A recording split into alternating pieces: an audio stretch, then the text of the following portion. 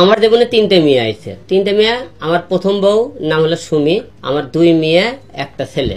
2016 সালে আমার সুমির সাথে ক্যাসেল গন্ডগোল হলে সে একটা মামলা করে আমি সেখানে 41 দিন জেলখানায় ছিলাম। সেক্ষেত্রে জেলখানাতে বাড়ানোর পরে তার সাথে মীমাংসা হলে আমরা আবার সংসার শুরু করি।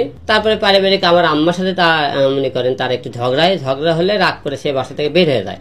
যা বলছে তুমি যদি বাসাগুলো আলাদা করতে পারো সেদিন তোমার বাসা যেমন হলে আমি সংসার করবো না। তো বাবা মা বলে ঠিক আছে একটু দেরি করেন, হলে সংসার নষ্ট করার দরকার নেই, আমি তোমাকে জায়গা দিচ্ছি, তুমি হলে যে বাড়ি করো। তারপরে আমার বাসার সাথে একটা বাসা ডুপ্লেক্স বাড়ি করতে 2 বছর সময় লেগেছে। লাগার পরে আমরা প্রথম বউকে আনার চেষ্টা করি। সে এই 2 বছর টাইম লেগেছে, আমি বুঝতে পারিনি সে সৌদি এক প্রবাসে একটা ছেলের সাথে প্রেম করছে, আমরা বুঝতে পারি বিষয়টা। এই দিন 2 বছর সে সময় নেই। তো পরে আমার মা বাবা সবাই মিলে সে বললো যে তুমি হলে যে আসো, 3টে মেয়ে অন্তপক্ষে 2টে সন্তান দিকে মুখের দিকে তাকে হলো সংসারটা করো। পাশে অনেক মেয়ে দেখেছি স্বামী ছেড়ে দিবি, মাগার তার সন্তানদেরকে ছাড়ে না। আমার এই বউটা এমন, সে সন্তান ছেড়ে দিয়ে গেল, আমি না খারাপ বুঝলাম। তারপরে আসলো দ্বিতীয় বউ নুসরাতের সাথে মিডিয়াতে আসে যোগাযোগ হয়, কথাবার্তা হয়, হওয়ার পরে তার সাথে সম্পর্ক হওয়ার পরে জুটি হিসেবে কাজ করে তারপরে নুসরাতের বিয়ে হয়।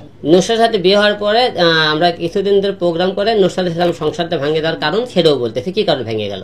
রমজানের আগে কিছু প্রোগ্রাম করি, মনে করে এখন না, নুসরাতের যখন সংসার হয় 2-2.5 লাখ টাকা প্রোগ্রাম করে বাসায় আসার পরে সে নুসরাতের কিন্তু বিয়ে হয়েছিল, তার প্রথম পক্ষে একটা ছেলে সন্তান আছে, আমার সাথে দ্বিতীয় বিয়েটা। তো বিয়ে হওয়ার পরে 8 বছর ধরে সে বাসায় যায় না, সে বাসায় যেতে চাইলে কিছু টাকা আলে বাসায় দিলে তো এখন 30,000 টাকা তুমি চলে যাও মার্কেট করো, কোথায় না আসে 50,000 টাকা নিবি, তেমন কোনো 1 লাখের পরে এখন তুমি সব টাকা চলে যাও। পরে সে বাসা থেকে 1,20,000 টাকা নিয়ে বাসা থেকে বেড়ে চলে যায়। আমি তো এমনি রাগ করে গেছে, কদিন পরে আমি ঠিক হয়ে যাবো। তারপরে সে স্বামীর নামে একটা ছেলের সাথে বিভিন্ন জায়গাতে স্টেজ প্রোগ্রাম না মিউজিক ভিডিও এই সমস্ত কাজ শুরু করে। আমি সেই স্বামীর ভয় দেখাই, তাকে মনে করেন ওই জায়গাতে ফিরানোর চেষ্টা করি।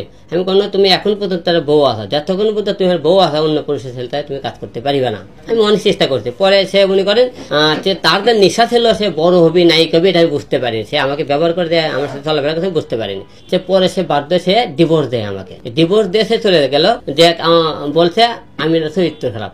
সে আমার চরিত্র খারাপ পরে কি করে, সে একটা কিন্তু মেয়ে সহকারে সে ধরতে পারেনি কোনোদিন। আচ্ছা গেল। দ্বিতীয়তে সে চলে যাওয়ার পরে রিয়ামনির সাথে ফেসবুকে পরিচয় হলো।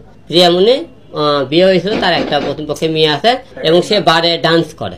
ডান্স করতেছিল রিয়ামনি মায়ামনি 2 জন ডান্স করে।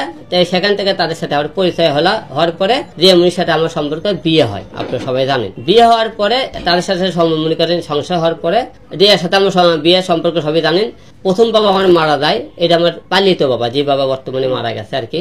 মারা যাওয়ার পরে যখন বাবা অসুস্থ হয়ে হসপিটাল থাকে, নিউরোসাইন হসপিটাল ঢাকায়, আমি আগারগা ভর্তি করি।